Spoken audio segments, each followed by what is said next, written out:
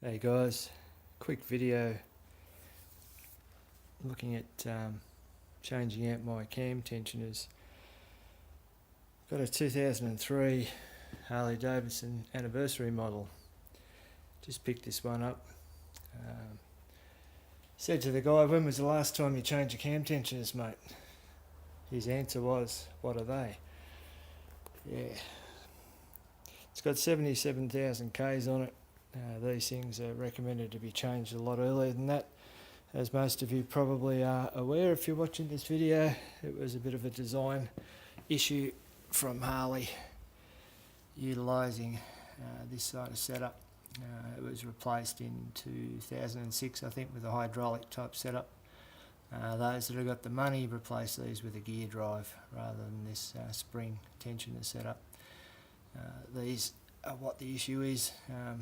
They wear, and the bits of crap that wear off there end up in your oil pump or in your oil system, or worst case, completely fuck the motor up entirely. Anyway, I was actually quite surprised at 77,000 Ks when I had a look at these. They weren't too worn, which I was quite happy about. You can actually see the back one too when you put a torch in there, but look, at the end of the day, if you've come this far, you're going to replace them anyway. No point stuffing around. I didn't bother doing the whole video on how to pull the thing to pieces, because if you're watching this video, you probably already know most of this crap anyway. But just an overview, first step is to take your exhaust off. I'll just come over here on the Evo and show you, because it's very similar. Same sort of exhaust setup. So when you're pulling the exhaust off, it's best to start at the back. So take your saddlebags off, start at the back, loosen off your mufflers, loosen off your brackets underneath there, wobble them off.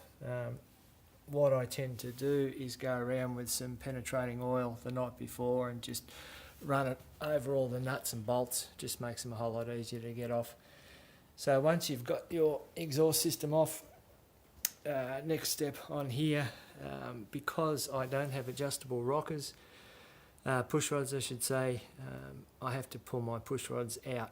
I'm going to put some adjustable ones in there, but I figured, you know, if this guy hasn't changed cam tensioners after 77,000 Ks, what else hasn't he done? And it's always good experience when you get a new bike to pull things to pieces anyway. So took the tank off.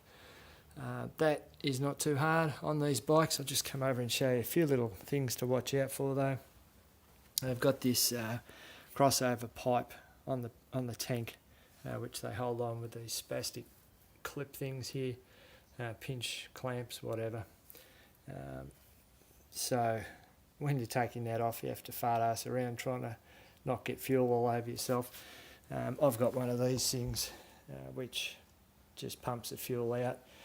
They recommend not to use it for fuel, but it works alright for me. Anyway, so once the fuel's out, that's no big deal.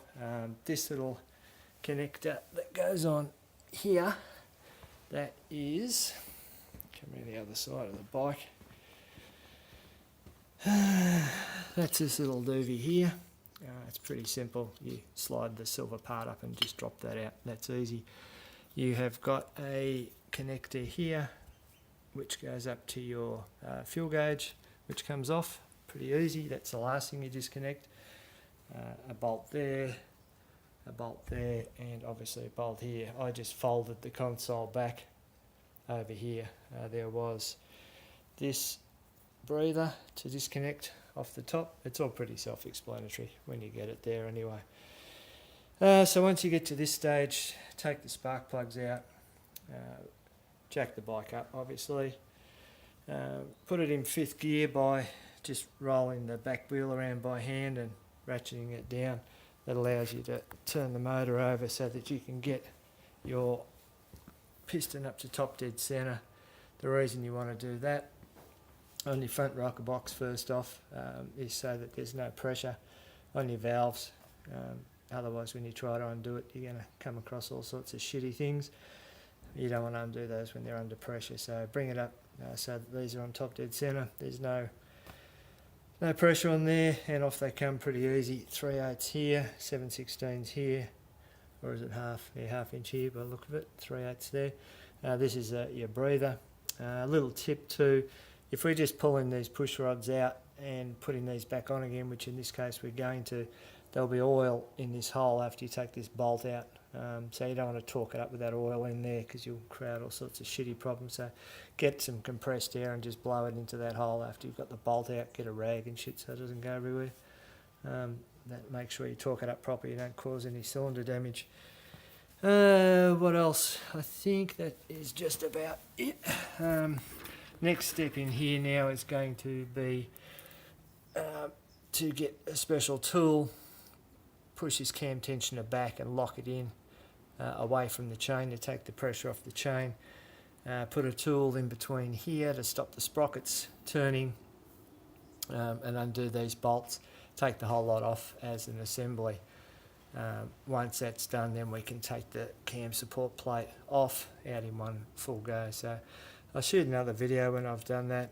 Again, I'm not going to bore you with step-by-step little instructions, just a few little tips and tricks as I'm going along.